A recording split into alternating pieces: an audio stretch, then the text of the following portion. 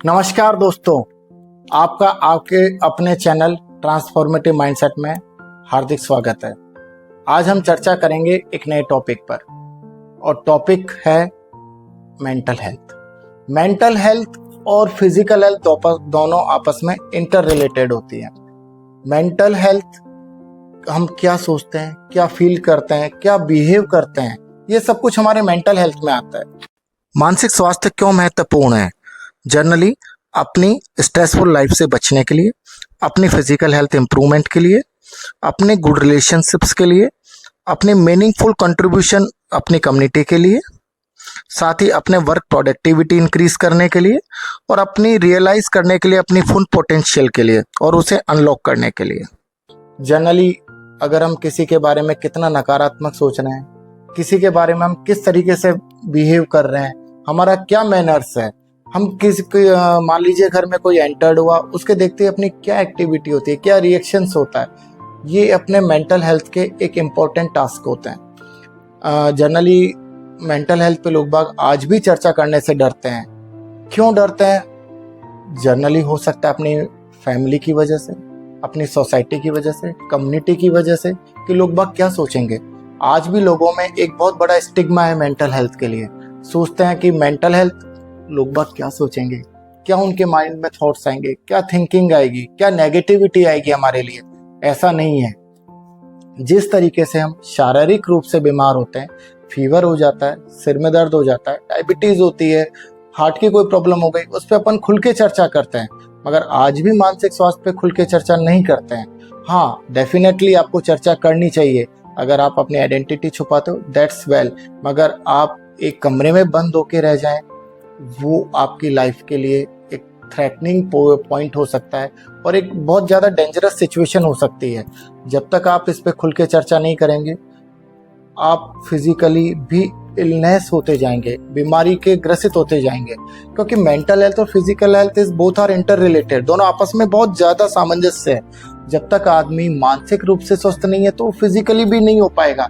ज़्यादा एंजाइटी हुई, ज़्यादा टेंशन ली, मान लीजिए किसी बच्चे के एग्जाम में मार्क्स कम आए, काफ़ी स्टडी करी थी मगर मार्क्स देखे तो काफ़ी कम आए, तो वो टेंशन में आ जाएगा, स्ट्रेस में आने लग जाता है।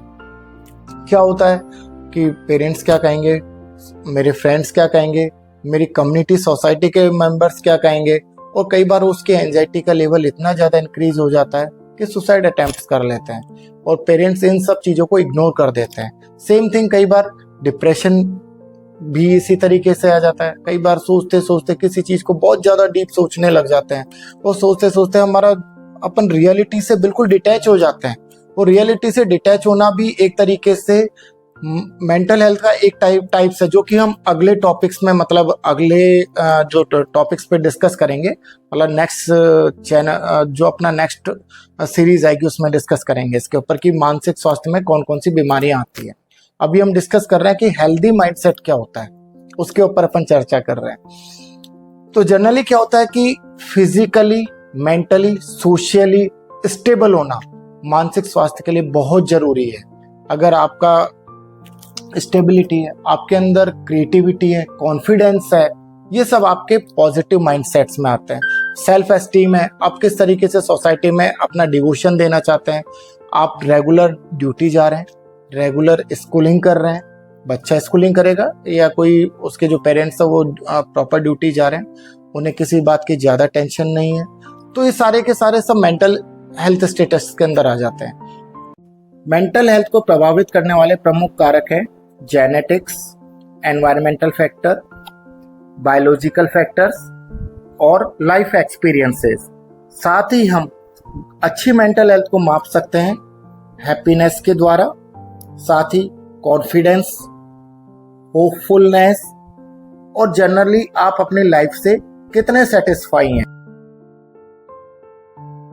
कई बार क्या होता है, इन्फ्लुएंस इनके ऊपर किसका पड़ता है? जेनेटिकली। कई बार एक पीढ़ी से दूसरी पीढ़ी भी कुछ जीन्स ऐसे म्यूटेट हो जाते हैं या कई बार ट्रांसफर होते जाते हैं, जो जनरली ग्रैंड पेरेंट्स को भी ठीक है। सिजोफ्रेनिया था, ये एक तरीके से साइकोलॉजिकल डिसऑर्डर है, अपन डिस्कस करेंगे बाद में।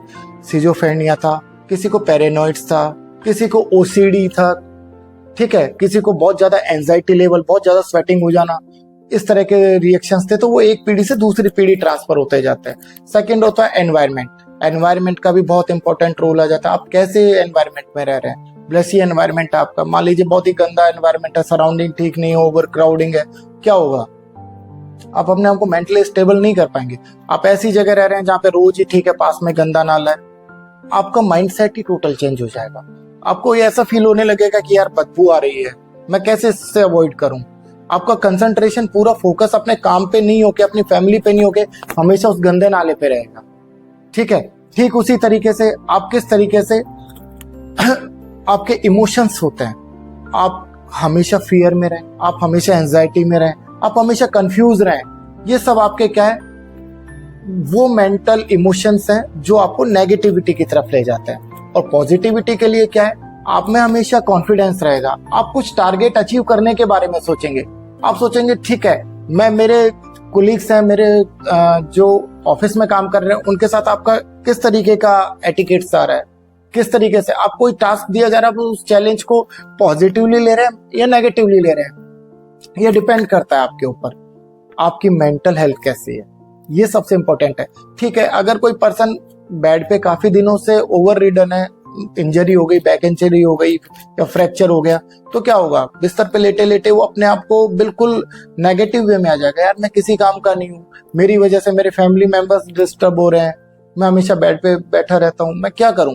यहाँ पे डिपेंड जो रोल होता है वो आपके साइकोथेरेपिस्ट का होता है, किस तरीके से आपको किसी चीज में ऑक्यूपाई किस तरीके से रखता है, आपके माइंडसेट को किस तरीके से पॉजिटिव वे में लाया जाता है, आपके फैमिली मेंबर्स का इंटरेक्शन आपके साथ कैसा रहता है उस वक्त, ये बहुत इंपॉर्टेंट टास्क हो जाते हैं। तो जनरली जब भी आप मेंटली स्टेबल रहेंगे, चाहे वो फिजिकली है, मैं कह रहा हूं कि ठीक है आपकी एंजाइटी बहुत ज्यादा इंक्रीज हो रही है, आप किसी काम को लेके बहुत ज्यादा टेंस्ड हो रहे हो, एंजाइटी की वजह से आपका बीपी बढ़ेगा, साथ में कई बार डिहाइड्रेशन भी होगा। ठीक है, बीपी इंक्रीज होता जाएगा, क्या होगा फिर, क्या हो सकता है, बहुत सारे रीजन हो सकते हैं। बीपी बढ़ेगा, ठीक है, आपको अटैक भी आ सकता है, कार्डियक अरेस्ट भी आ सकता है। तो डेफिनेटली आप डिपेंड करता है कि आप कैसे माइंडसेट में जी रहे हैं। और मेंटल हेल्थ इंपॉर्टेंट क्यों है, ये भी बहुत बड़ा एस्पेक्ट हो जाता है कि आपकी जो स्ट्रेसफुल लाइफ है, आपकी लाइफ में बहुत सारे स्ट्रेस आते हैं, अप डाउन्स आते रहेंगे लाइफ में, ऐसा नहीं है लाइफ एक स्मूथ चलेगी। अगर स्मूथ चलेगी तो ईसीजी स्ट्रेट आने का मतलब डेथ। तो जनरली लाइफ में अप डाउन्स आते हैं, उन अप डाउन्स में आप अपने आप को किस तरीके से मैनेज करते हैं, आप किस तरीके से अपनी फिजिकल हेल्थ को मैनेज करते हैं। रेगुलर आप एक्सरसाइज करेंगे, डेफिनेटली आपकी मेंटल हेल्थ पे बहुत इंपैक्ट पड़ेगा पॉजिटिवली। रेगुलर आपके आईपीआर रिलेशंस कैसे हैं, आपके बच्चों के साथ आपके रिलेशंस कैसे हैं, आपकी वाइफ आपके स्पॉयस के साथ आपके रिलेशंस कैसे हैं, आपके पेरेंट्स के साथ रिलेशंस कैसे हैं, आपके सराउंडिंग जो आपके नेबरहुड्स हैं उनके साथ रिलेशंस कैसे हैं। इन सब के लिए मेंटल हेल्थ बहुत इंपॉर्टेंट हो जाता है। आपका प्रोडक्टिव वर्क आप कैसे देंगे, ये सारे इंपॉर्टेंट एस्पेक्ट्स हैं मेंटल हेल्थ के लिए। और जनरली फिर एक बात और आ जाती है, अभी रिसेंटली आपने देखा, अभी ओलंपिक 2024 पेरिस में चल रहे हैं, विनेश फोगाट वो किसी भी रीजन से बाहर हो गई, मगर जिस तरीके से उनके ऊपर नेगेटिव इम्पैक्ट गया, उनके ऊपर जो एक पर्सन फाइनल में पहुंच चुका है उसने अपने आप को कितना मेंटली स्ट्रांग किया, किस तरीके से वो 56 केजी वेट में हमेशा फाइट करती थी, उन्होंने अपने आप का वेट लूज किया, 53 से 50 पे आई, 50 केजी में उन्होंने फाइटिंग करी।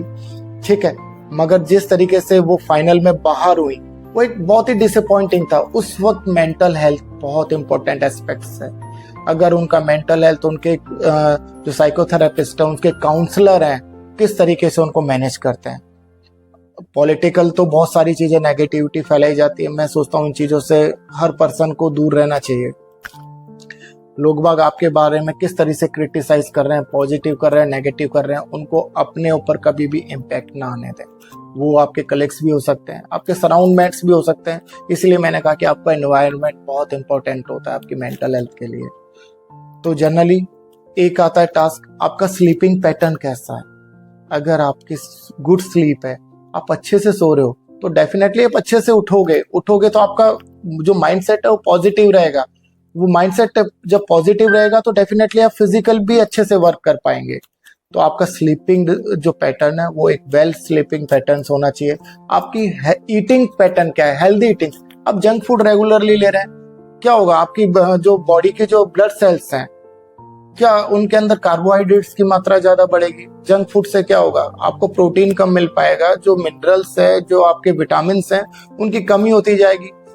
कॉन्स्टिपेशन रहेगा, कॉन्स्टिपेशन रहेगा तो क्या होगा, आप उसी की वजह से, it's related to mental health also.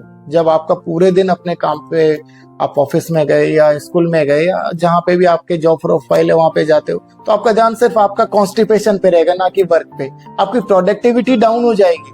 तो इसीलिए ईटिंग हैबिट्स बहुत इंपॉर्टेंट है। आप कितना लिक्विड इनटेक लेते हैं ये भी बहुत इंपॉर्टेंट है। इसीलिए मेंटल हेल्थ का ख्याल रखिए। अगर आप मेंटली हेल्दी हैं तो डेफिनेटली आप अपने आप को फिजिकली हेल्दी भी रख पाएंगे। Welcome to transformative mindset. What is mental health? It is how we think, feel, behave. Everyone has mental health. Mental health, it's just as important as physical health. It's how we feel about ourselves and others. It's how we relate to others. It's how we cope with life's ups and downs and all our emotions. Worried, stressed, frustrated, angry, sad, scared, lonely, overwhelmed,